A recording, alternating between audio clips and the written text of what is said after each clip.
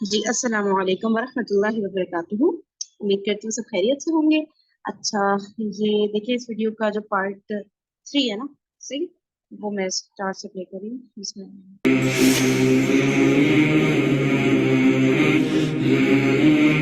Rabbi इश्रह ली सदरी वयस्सिर ली अमरी वहलुल उक़दतम मिन लिसानी यफ़क़हू क़ौली। आमीन या रब्बल आलमीन। फितना दज्जाल के हवाले से हमारे 2 प्रोग्राम हो चुके हैं। अच्छा, सादिया भी आई ना। सादिया जरा देख लें, आवाज जरा हल्की है ना, आप भी ईयरफोन ले आए मेरे ख्याल से।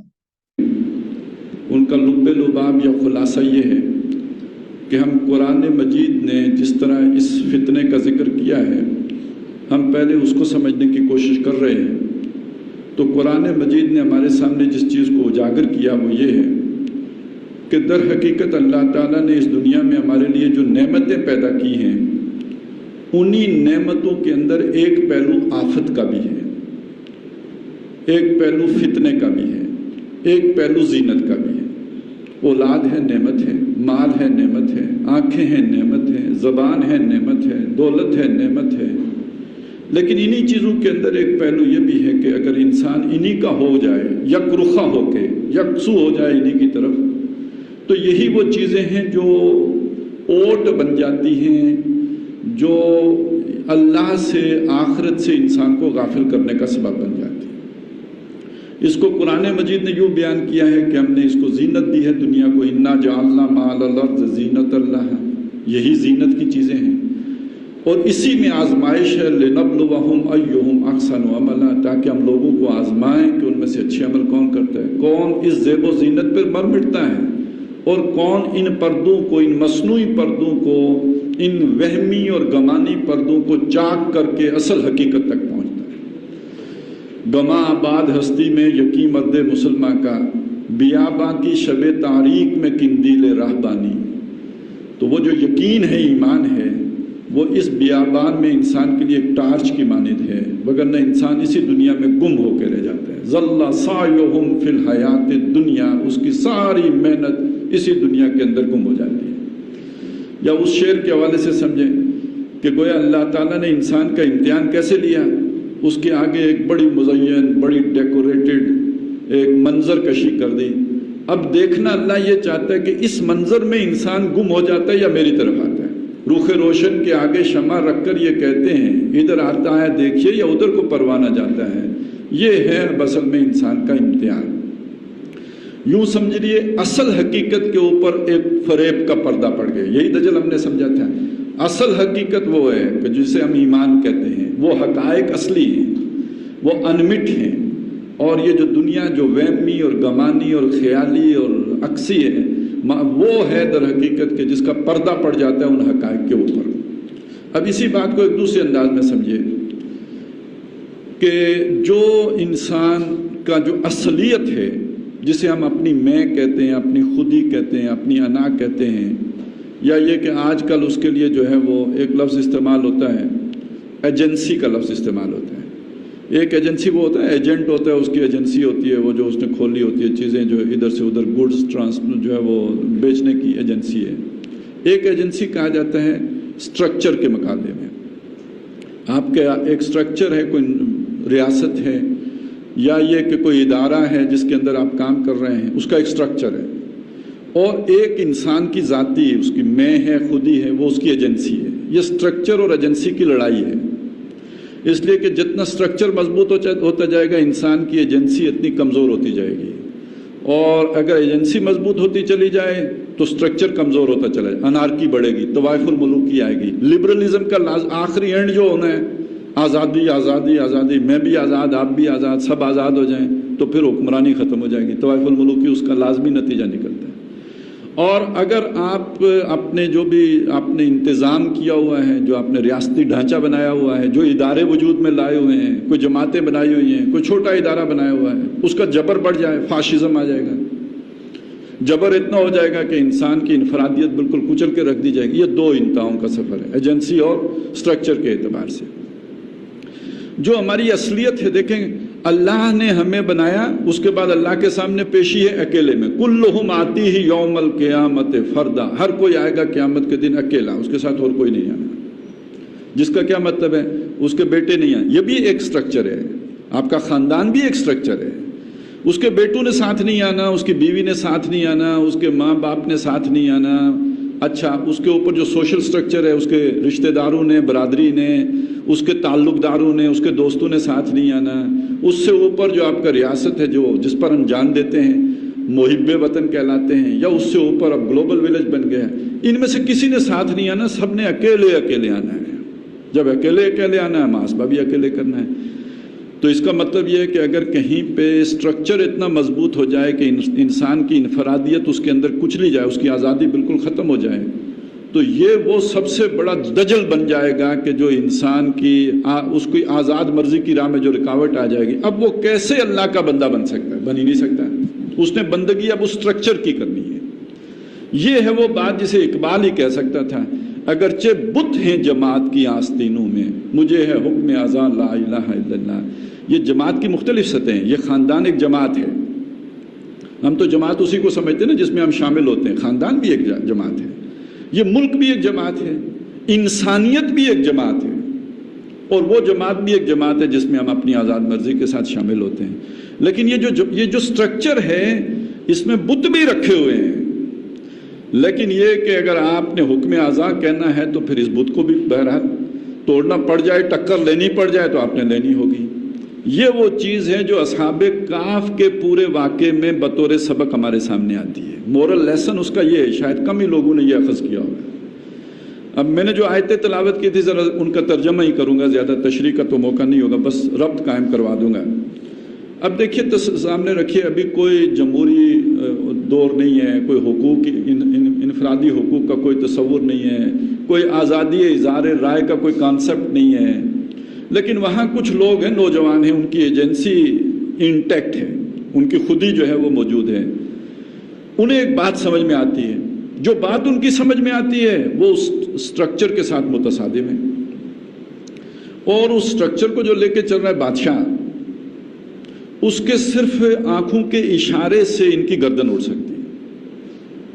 مطلب اسے ایک بات ناگوار گزر گئی، اس نے صرف اشارہ کرنا ہے، گردن ان کے تن پہ باقی نہیں رہنی ہے. اب یہ لوگ اپنے اسی وجہ سے، جو بھی ان کے خیالات تھے، ان کی وجہ سے بادشاہ کے سامنے پیش کیے گئے. ان کا ذکر قرآن نے کر دیا. کچھ اور بھی لوگ ہیں جن کا ذکر قرآن نے نہیں کیا ہے. مثلا سقراط ہے. سقراط کی ایجنسی یونان کے سٹرکچر کے ساتھ ٹکرا گئی.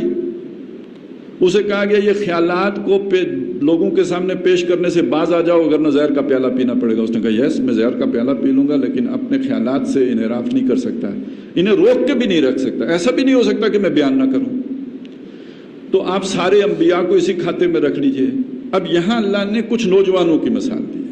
وہ بادشاہ کے دربار میں کھڑے ہو گئے. اب ذرا انداز دیکھیے، ذرا سوچئے. ہمیں اپنے سے سینئر کے سامنے اتنی جرت نہیں ہوتی، حالانکہ وہ ہمارا کچھ بگاڑ نہیں سکتا. آج زیادہ سے زیادہ نوکری سے نکلوا سکتا ہے یا ACR خراب کر سکتا ہے، اس سے زیادہ کچھ نہیں کر سکتا ہے.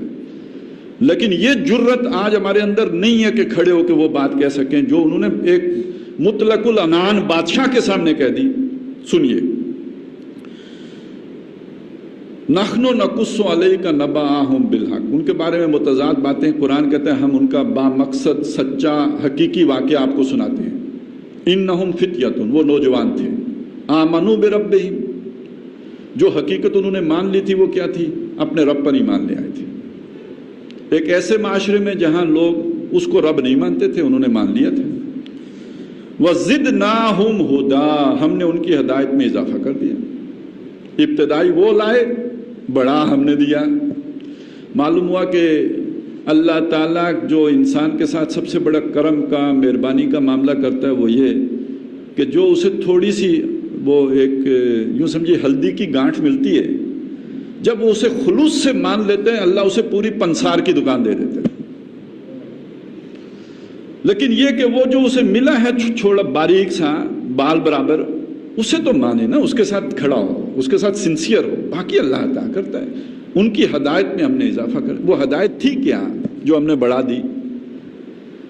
یہ نہیں کہ ان کے علم میں اضافہ ہو گیا، ان کی تقریر شاندار ہو گئی، ان کی جو ہے نا وہ کوئی ان کے نور نکلنے لگ گیا ان کی آنکھوں سے، ایسا کچھ نہیں ہے۔ ان میں جرت پیدا ہو گئی، جسارت آ گئی، ان میں استقامت آ گئی، ان میں طاقت آ گئی کہ وہ بادشاہ کے مقابلے میں، یہ ہدایت ہے۔ آپ اگر اس سے محروم ہو گئے تو کوئی ہدایت سے محروم ہے۔ آپ کے پاس علم جتنا مرضی ہو، آپ جرت سے بات نہیں کر سکتے، آپ محروم ہو گئے ہدایت سے۔ وَزِدْنَاهُمْ هُدًى، ان کی ہدایت کو ہم نے بڑھا دیا۔ وَرَبَطْنَا عَلَىٰ قُلُوبِهِمْ، اور ہم نے ان کے دلوں کو مربوط کر دیا، مضبوط کر دیا، جرت مند بنا دیا، جسارت والا دل دے دیا۔ اس کاموں کہ جب وہ کھڑے ہوئے، کہاں کھڑے ہوئے؟ بادشاہ کے سامنے کھڑے، اس کے دربار میں کھڑے ہوئے، مطلق العنان بادشاہ کے سامنے جب کھڑے ہوئے، فقالو، انہوں نے صاف کہا، ربنا رب السماوات والارض، ہمارا رب آسمانوں اور زمین کا رب ہے۔ اس کا مطلب سمجھتے ہیں آپ؟ تم ہمارے رب نہیں ہو۔ فرعون ہی نہیں تھا جو کہتا تھا میرا پرانی بادشاہی کا مطلب ہی یہ رب الملک، یعنی بادشاہ ہوں، مالک الملک، اس بادشاہی میری، اس کا مالک میں ہوں، اور یہ جو ملک ہے اس کا رب میں ہوں۔ جیسے رب الدار ہوتا ہے گھر کا مالک، میں اس ملک کا مالک ہوں۔ اب اس کے سامنے کھڑے ہو کے کہنا ربنا، ہمارا رب، رب السماوات والارض، آسمانوں اور زمین کا رب ہے، در حقیقت یہ کہنا ہے ہم تمہاری ربوبیت کو نہیں مانتے، ہم تم سے اعلان بغاوت کرتے ہیں، اعلان لا تعلقی، ہم اس کو رب مانتے ہیں۔ لن ندعو من دونہ الہا، اس کے سوا ہم کسی اور معبود کو، انداز دیکھیے، جو لوگ عربی جانتے ہیں انہیں پتہ ہے، ہرگز نہیں مانیں گے۔ اگر ہمیں کوئی اللہ جرت دے بھی دے، بات کریں بھی، تو کیسے کرتے ہیں؟ دیکھیں جی ہم آپ کی بات نہیں مان سکتے، ہماری مجبوری ہے، یہ ہے، نہیں، یہ انداز ہی نہیں ہے۔ مطلب آپ کو لگے گا کہ اضافی سچ بول رہے ہیں، یہ نہ بھی بولتے اتنا سخت تو کیا بات تھی؟ اس سے کمتر پہ بھی بات ہو سکتی ہے۔ ہمارا رب وہ ہے آسمانوں اور زمین کا جو رب ہے، اور ہم اسی کو پکارتے ہیں، یوں بھی تو ہو سکتا تھا نا، ہم اس کے سوا کسی اور کو ہرگز نہیں پکاریں گے۔ ہدایت اگر آپ جاننا چاہتے ہیں کس شے کا نام ہے تو اللہ اس کو ہدایت کہتا ہے۔ ایسی دو ٹوک بات کرنا، ایسا فصل الخطاب، جیسے حضرت داؤد علیہ السلام بڑی کلیئر کٹ بات کرتے تھے، کوئی ابہام نہیں چھوڑتے تھے۔ ابہام اس بات میں باقی نہیں رہتا، اس میں کوئی مصلحت آپ کو نظر نہیں آئے گی، یہ دو ٹوک انداز ہے۔ لن ندعو من دونہ الہا لقد قلنا، ابھی بھی نہیں رکے، اور تاکید پیدا کریں، اگر ہم ایسا کریں شتتا، تو یہ بہت ہی بے جا بات ہوگی، بڑی غلط بات ہوگی، بڑی بے تکی بات ہوگی اگر ہم ایسا کریں۔ اب اس کا مطلب سمجھتے ہیں آپ؟ یہ جتنے لوگ اللہ کو چھوڑ کے ایسی باتیں کر رہے ہیں، بے تکی باتیں کر رہے ہیں، بے وقوفانہ باتیں کر رہے ہیں، احمقانہ باتیں کر رہے ہیں۔ ہاں اولئک قومنا، یہ ہماری قوم ہے، یہ جو دربار میں بیٹھے ہوئے ہیں، ہاں اولئک، یہ ہمارے رشتہ دار ہیں۔ اچھا یہ کوئی عام بچے نہیں ہوں گے، آپ مت سمجھیں یہ عوام میں سے ہوں گے۔ عوام میں سے ہوتے تو کوئی پٹواری ہی ان کو پھانسی دے دیتا ہے، وہ کسی تحصیلدار کے ہاتھوں پھانسی چڑھ گئے ہوتے ہیں۔ بادشاہ کے سامنے پیش ہوئے ہیں تو کوئی بادشاہ کے درباریوں کے بچے ہوں گے، یہ 5,000 10,000 منصبداروں کے بچے ہوں گے جو وہاں پہ کھڑے ہوئے ہیں۔ آج کے دور کے اعتبار سے کہیں کہ جناب وہ بیکن ہاؤس کے نکلے ہوئے تھے، وہ کوئی عام ٹاٹ والے اسکول کے بچے نہیں تھے۔ وہ آئے کھڑے ہوئے، انہوں نے کہا کہ یہ جو ہماری قوم ہے، یہ ہمارے ابا جی جو ہیں اور یہ ہمارے دادے پر جو کر رہے ہیں، اتخذوا من دونہ آلہہ، انہوں نے اس اللہ کو، رب السماوات والارض کو چھوڑ کے اوروں کو معبود بنا لیا ہے۔ لولا یاتون علیہم بسلطان بین، اس کے لیے یہ کوئی واضح دلیل کیوں نہیں لے کے آتے؟ دو ٹوک جو کوئی دلیل ہو، سلطان ہو، سلطان وہ دلیل جو مسلط ہو جائے، جو پوزس کر لے، ایسی دلیل کیوں نہیں لے کے آتے؟ فمن اظلم ممن افترى علی اللہ کذبا، اس سے بڑھ کر ظالم کون ہوگا جو اللہ پر جھوٹ باندھے؟ کس کو کہہ رہے ہیں ظالم؟ بادشاہ کو کہہ رہے ہیں، اپنے رشتہ داروں کو کہہ رہے ہیں، ارد گرد جو جنہوں نے کل حمایت کرنی تھی، جو شاید جان بچاتے بادشاہ کے پاؤں پڑ کے، ان سب کو کہہ رہے ہیں ظالم ہیں، کہ جو اللہ کو چھوڑ کر اللہ کے مقابلے میں یا اللہ پر جو جھوٹ باندھے۔ اب اس کے بعد روایات میں یہ ہے کہ بادشاہ نے انہیں کہا میں تمہاری جوانی پہ ترس کھا کے تمہیں مہلت دیتا ہوں، 6-7 دن ہے، سوچ لو، ہو تم واجب القتل، مارے جاؤ گے، اگر باز نہیں آئے تو قتل کر دیے جائیں گے، اب یہ لوگ قید خانے میں بیٹھے ہیں، آپس میں مشورہ کر رہے ہیں، اور وہاں انہوں نے طے کر دیا کہ ہم نے ان لوگوں سے اب قطع تعلق کرنا ہے۔ وَإِذَا اعْتَزَلْتُمُوهُمْ، اب آپس کی بات ہے ان کی، اگر تم ان کے جو معبود ہیں ان کو تم نے چھوڑ دیا، ان کو بھی چھوڑ دیا، وَمَا يَعْبُدُونَ إِلَّا اللَّهَ، اور ان کو بھی جن کو یہ پوچھتے ہیں ان کو بھی سوائے اللہ کے، معلوم ہوتا ہے وہ اللہ کو بھی مانتے تھے، اس کے ساتھ اور بھی رکھے ہوئے تھے۔ فَاوُوا إِلَى الْكَهْفِ، تو اب یہاں سے نکلو، چلو کسی غار میں چل کے رہتے ہیں، يَنْشُرْ لَكُمْ رَبُّكُمْ مِنْ رَحْمَتِهِ، وہاں تمہارا رب تمہارے لیے اپنی رحمت کا کوئی سامان کر دے گا، وَيُحَيِّئْ لَكُمْ مِنْ أَمْرِكُمْ مِرْفَقًا، اور تمہارے لیے تمہارے معاملے میں کوئی آرام کا بندوبست کر دے گا۔ توکل، اللہ پر بھروسہ، اللہ پر توکل۔ پیغام کیا ہے اس کا؟ آپ کے جو گرد خول ہے جس میں آپ کی شخصیت محصور ہو کے رہ گئی ہے، اسے توڑ دو،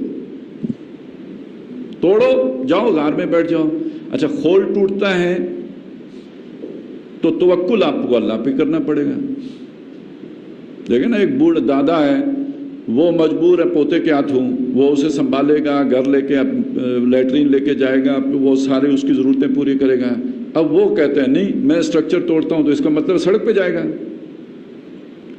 ایک بیٹا ہے، وہ طے کرتا ہے میں اسٹرکچر توڑتا ہوں، اس کا مطلب کیا ہے؟ وہ جو اسے فنڈز ملتے ہیں، جو اسے جیب خرچ ملتا ہے، سب سے جائے گا۔ یہی ان کے ساتھ ہوا۔ پیغام سبق یہ ہے، ایک بندہ مومن جو ان حقائق پر ایمان لے آیا ہو، اس کے آگے جو زیب و زینت ہے وہ اس کا اسٹرکچر ہے، اس کو توڑے، نکل جائے، نہیں تو دجل میں آ گیا۔ اصل میں یہ جو اسٹرکچر ہے جو اتنا مضبوط نظر آتا ہے، یہ اتنا مضبوط ہے نہیں، یہ وہمی اور خیالی ہے، یہ دجل ہے، وہ فریب ہے، اس میں پھنس گیا، اصل حقیقت سے پیچھے رہ گیا۔ گاہ میری نگاہ تیز چیر گئی دل وجود، گاہ الجھ کے رہ گئی میرے توہمات میں، ان توہمات میں پھر وہ الجھ کے رہ گیا، پھندے میں پھنس گیا۔ اب ٹھیک ہے، نمازیں پڑھتا ہے تو پڑھتا رہے، اب ٹھیک ہے، حج کرتا ہے تو کرتا رہے، روزے رکھتا ہے تو رکھتا رہے، 30 نہیں رکھے 300 رکھے، 5 نہیں پڑھے 50 پڑھے، وہ جو ہے شلوار جو ہے ٹخنے سے اوپر نہ کرے، گھٹنوں سے بھی اوپر کر لے، جو مرضی کرتا رہے۔ اب وہ اصل امتحان میں تو ناکام ہو چکا ہے، اصل امتحان میں ناکام ہو چکا ہے۔ اب بلکہ سچی بات یہ ہے کہ اس کی نمازیں بھی دنیا ہی کے لیے ہوں گی، اور اکثر و بیشتر آپ نے دیکھا اور لوگ حج کرنے، آخر قرآن نے ذکر کیا ہے، حج کرنے آتے ہیں اللہ سے دنیا ہی مانگتے ہیں، تو کتنے نمازی ہیں جو دنیا ہی کے لیے پڑھ رہے ہوتے ہیں، اور کتنے لوگوں کی منہ سے ہم نے خود سنا ہے، یار صبح نماز پڑھا کرو، بندہ صبح سویرے سویرے نیک کے منہ لگتا ہے، یعنی وہاں اور نمازی بھی آئے ہوتے ہیں، نیک ہوتے ہیں، دن جو ہے برکت ہوتی ہے، یعنی کاروبار اچھا چلتا ہے، اس سے کوئی ثواب آخرت کا اجر پیش نظر نہیں ہے۔ صبح صبح نیک کے منہ لگیں گے تو سارا دن جو ہے کاروبار میں برکت رہے گی، اچھے کی بونی ہو جائے گی، اچھے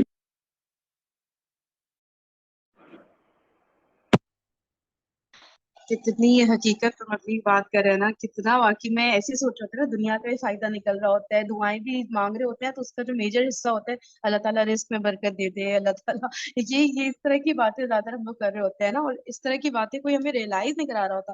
بڑے سے بڑا اسکالر ہے، یہ اس طرح کی باتیں بہت گٹس چاہیے نا بولنے کے لیے، پھر انسان کیا کرتا ہے، انسان کہتا ہے یار یہ اتنا زیادہ سچ بول رہے ہیں، میں نہیں ان کو سن رہی، مجھے گھبراہٹ ہو رہی ہے، مجھے پسینے چھوٹ رہے ہیں، ٹھیک ہے۔ تو یہ مجھے لگا تھا ان کی باتوں میں کچھ ذرا ہٹ کے بات کرتے ہیں۔ ان کا بھی تھوڑا ڈاکٹر اسٹار والا نیچر ہے، شاید انہیں کے یہ اسٹوڈنٹ بھی ہیں، زیادہ ان کے بارے میں مجھے ڈیٹیل نہیں پتا، لیکن ان کا حوالہ دیتے رہتے ہیں نا۔